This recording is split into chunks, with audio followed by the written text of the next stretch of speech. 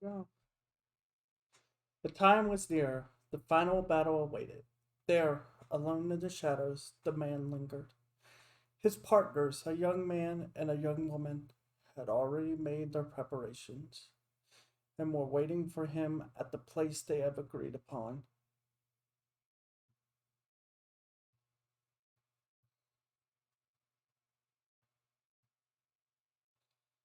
Their foe was a fearsome opponent indeed.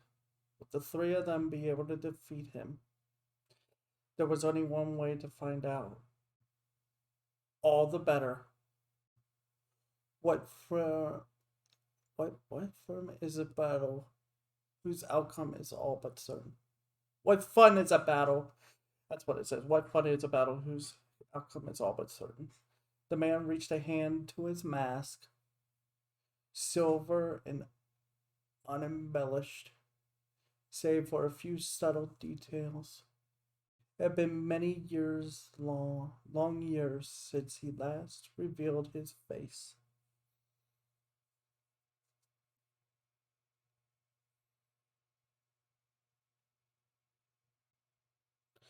Did he wear the mask to hide himself from others? Or did he wear it to hide from himself?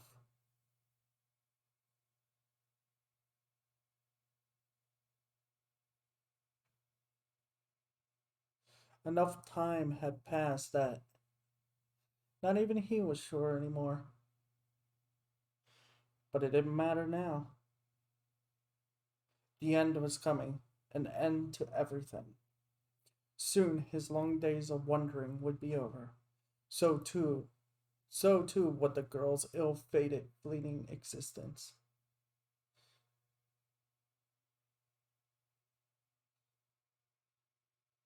How many years had passed? How many centuries? How many love and prayer? How much love and prayer? How much hatred and rancor? How much despair and resignation had slowly and silently fallen over him, piling up like snow.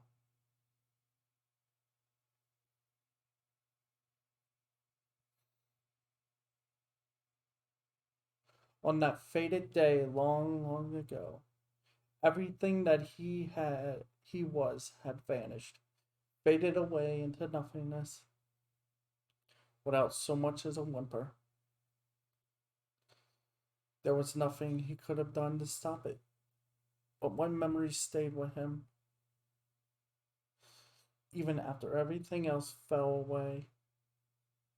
One unforgettable image.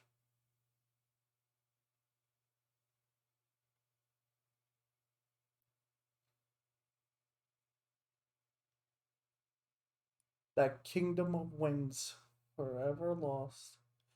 Those blessed days in a paradise above the clouds, and that face, her gentle, bitter-sweet smile.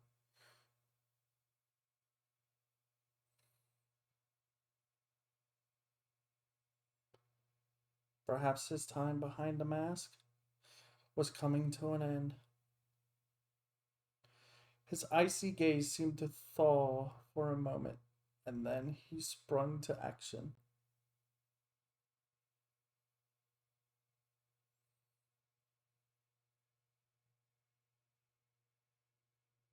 The moonlight flashed across the mask's surface. His silvery hair flowed behind him, reaching out like a tail of a comet.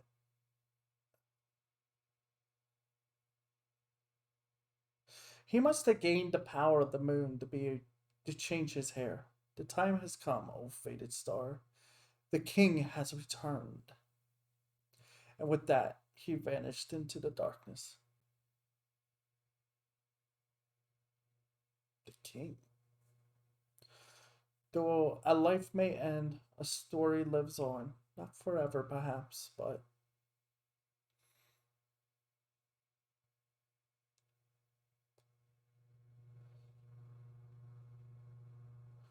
what's eternity compared to this moment in time?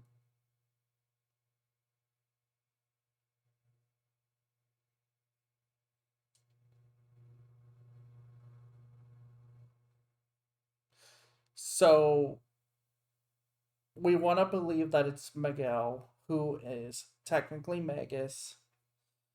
And I guess he's, because you want to say it's Magus, but you keep reading silver hair and such, and it's like, well, maybe he gained the power of the moon.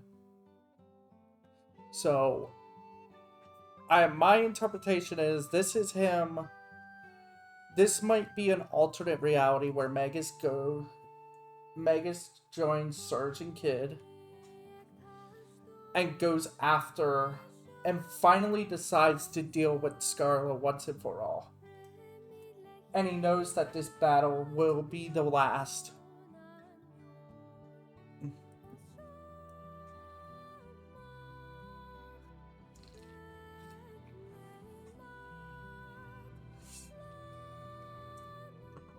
That's what I think. It's just him reminiscing about what he's about to do.